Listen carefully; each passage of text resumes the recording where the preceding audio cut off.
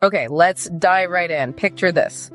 June 24th, 2025. A really remarkable moment in the U.S. House. Yeah, they were facing a resolution to impeach President Trump. Right, but here's the twist, and this is why we wanted to do deep dive for you. It wasn't a party line thing at all. Not even close. The resolution was defeated. But get this, 128 House Democrats voted with all 216 Republicans to kill it. That's the core paradox, isn't it? How does a party, where many see the president as this major threat, end up shielding him from impeachment? It really makes you ask, why? What was going on behind the scenes? Exactly. And also, the how. How did this even get to the floor for a vote like that? And how did they shut it down so decisively? Well, the how starts with Representative Al Green. He used what's called a privileged motion. Bypassing the usual committees. Precisely. It forces the issue right onto the House floor. H.Res 537, that was the resolution. Yeah. So, immediate action needed. And the response? Swift.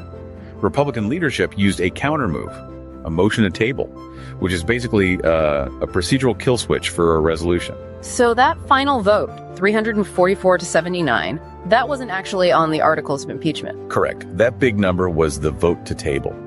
So a yay vote was effectively a vote against even debating impeachment. That's a critical distinction. Now, the substance.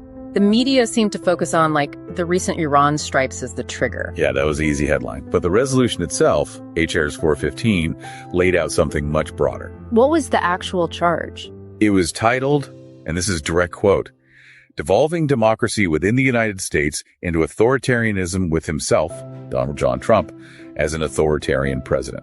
Pretty strong stuff. Wow. So not just one incident. Not at all. It detailed a pattern, citing defiance of federal courts, even a specific Supreme Court order. It mentioned attacks on judges, Trump calling for a judge's impeachment, even comments from Justice Ketanji Brown Jackson about judicial intimidation. So the media simplification kind of gave political cover. You could certainly argue that. It made it easier for some to dismiss it without grappling with the full scope of the charges. Okay, so let's get back to the why. Why did those 128 Democrats vote to table? It wasn't just random. No, definitely not. First, you absolutely have to look at the leadership. A very clear top-down signal. Who are we talking about? The whole top tier. Minority Leader Hakeem Jeffries, former Speaker Pelosi, Hoyer, Clyburn, all of them voted yay to table it. And their public reason? That it was a distraction. Focus on fighting the Republican tax package, other legislative priorities. But underneath that? Well, you got to figure there was serious impeachment fatigue. 2 previous attempts hadn't succeeded. There probably wasn't much appetite for a third round, especially one initiated this way. It felt like leadership reasserting control. Makes sense. Then there are the rank and file members, those 128 Democrats. Right. And for many of them, you really see electoral politics at play. Self-preservation. How so? There's a pretty strong link between how they voted and how competitive their districts are. What? We're talking about seats that lean Republican or are basically toss-ups or only slightly Democratic. Can you give us some examples? Sure.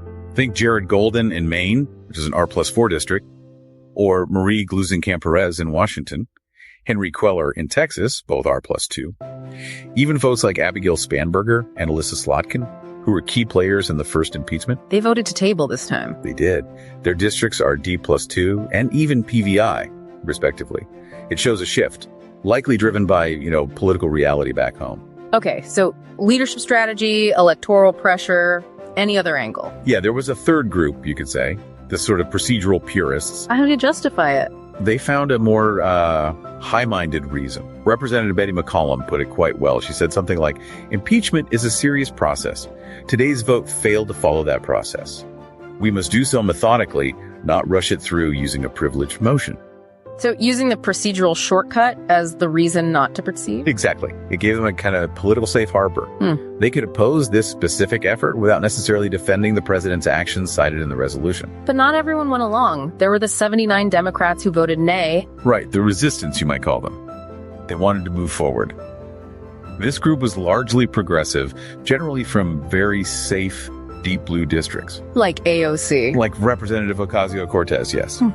For them, it seems it was more about a constitutional duty, a matter of principle, regardless of the political calculations or the likely outcome, abiding by their oath, as they saw it. So pulling it all together, this June 2025 vote, this split among Democrats, it wasn't simple. Not at all. It was this mix, this confluence of forces. Leadership making a strategic call, individual members worried about their seats, and this procedural out that some could latch onto. Really lays bare those ongoing tensions within the party, doesn't it? Strategic versus ideological. Absolutely. It's a snapshot of those internal dynamics. And this whole deep dive kind of highlights how impeachment itself might be changing in this hyper-partisan era. It does seem that way.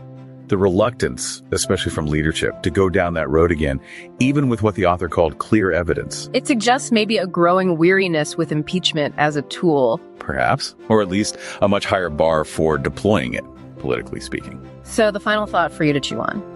What does this hesitation, this calculation, mean for accountability down the road? For the power of Congress's biggest check? Something to think about.